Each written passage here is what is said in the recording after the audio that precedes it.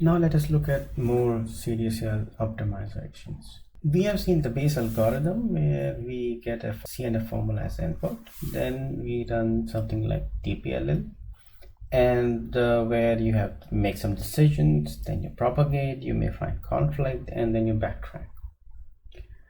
There was an important optimization which is called clause learning, and which you do by analyzing conflicts, and that makes the whole DPL procedure much more efficient and called CDCL. We also saw a clause minimization strategy which is called first UIP strategy.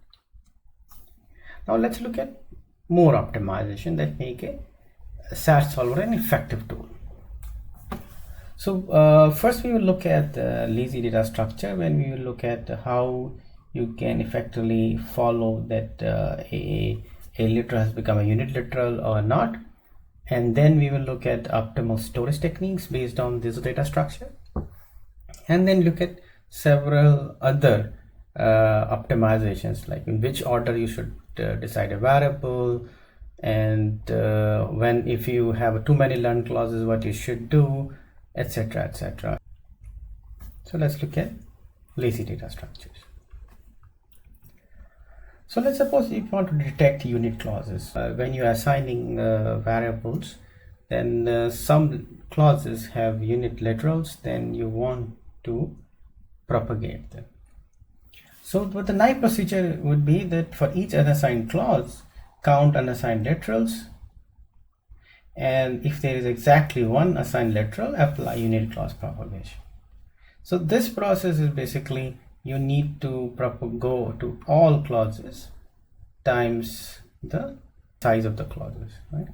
So it's a linear time pass.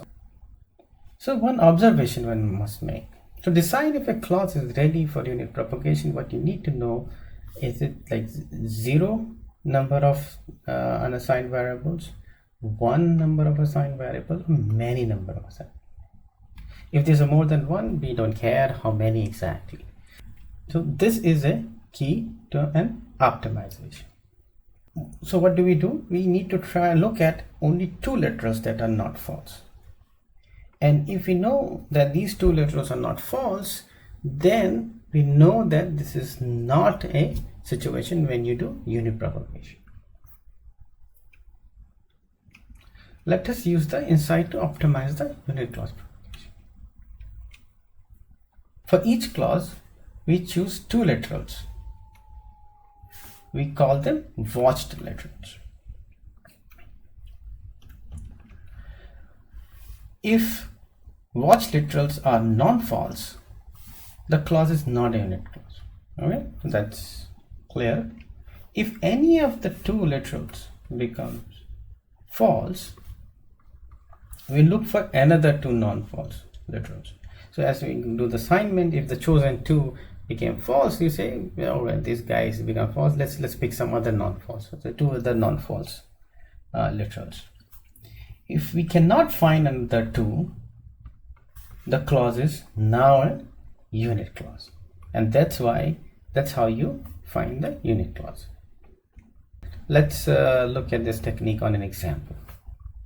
Let us consider a clause P1 or P2 or not P3 or not P4, and let us suppose initially we are watching P1 and P2 in the clause and no variable was assigned. And as we move forward, some point of time P1 was assigned to 0. As P1 becomes false, then let's continue, and now let's suppose we assign P2 to 1. Okay, so its assignments are going, something is happening, so maybe it was a propagation or something, or maybe not. That is not important in our understanding of this optimization. At some point of time, backtracking happens and P1 and P2 both were unassigned. And again, some point of time, we again move forward and assign P4 to 1. So let's see what happens once we do this to the watch literals. So initially, let's suppose we were watching P1 and P2, and by putting star, we know who are we watching. And as we move forward, some point of time, we assign P1 to false. As soon as P1 becomes false, we need to find another watch literal, let's call it P3. Now what happened is, now you assign P2 to true. Now this literal has become true, therefore there is no work to be done. We don't need to change the watch literal, because we only need to move our watch literal if the watch literal has become false.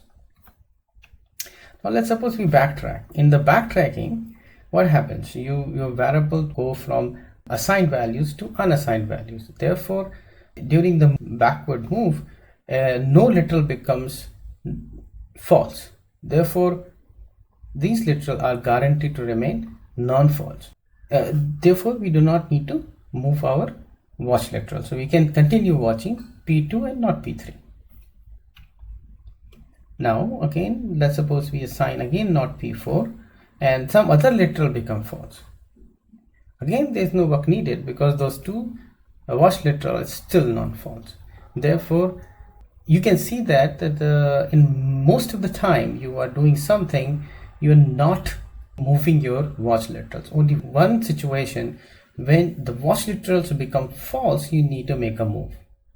So how this method helps you in searching for the unit clauses? So what do? You map from literals to a list of clauses where the literal is watched. You create this data structure. So and if a literal becomes false, one of the following happens in the clause where it is watched. The literal has become a unit clause, therefore you will not find another literal where you can move the watch literal, or the conflict has occurred. Basically everything has become false. So or the clause is moved to the other literals in the clause watch list. So either you have found a unit clause or you have a conflict now, basically zero to everybody is false, or what you do, now you have to move your watch literal. So now you take this clause and put it in the somebody else's watch set. So therefore you don't need to traverse all literals, all clauses, right? So for each literal you only watch those clauses where it is being watched, and there you only look at two of those literals. Therefore it reduces huge amount of work. One important observation is to be made is that the data structure is modified only in this situation. That too also a constant time operation, and therefore you do not need excessive amount of time to just maintain this data structure. Let's look at another concept, which is a very similar concept, which is called L is called pure literal. A literal is called pure if in formula F, and if not L does not occur in F. And benefit that L may be assigned 1 immediately. You can, if something becomes pure, you can immediately assign 1 without any worry. The problem is, as you are assigning variables, clauses becoming true, and some are unassigned. Among the unassigned clauses, it may be the case some literal now has become pure, which was not pure in the original situation. So you may want to go and traverse over all the clauses, unassigned clauses, and find out if a literal is pure or not. However, this optimization is at odds with the two watch literal optimization. In each step, two watch literal optimization only visits those clauses that have literals that are just assigned and watched. Okay? Adding such data structure will defeat the benefit of two watch literal, because now you are not only focusing on those literals that are just being assigned, you are focusing on all those literals where nothing has happened. You just now need to see if something happened for them, and it increases the amount of work. You can still optimize it. Again, you can think of a similar data structure where you watch clauses for a given literal. So let's suppose you have a literal L and you watch some clause where this guy occurs, and if some point of time this clause becomes true, then you move the pointer somewhere else. So you can call it one watch clauses. Okay, and however, this is maybe efficient, but again you need to not look at just the just recently assigned variable literals, but also all the literals which are currently unassigned, and therefore it sort of does not really jibe well with the two watch literal optimization. Therefore, it is often not implemented in various sets.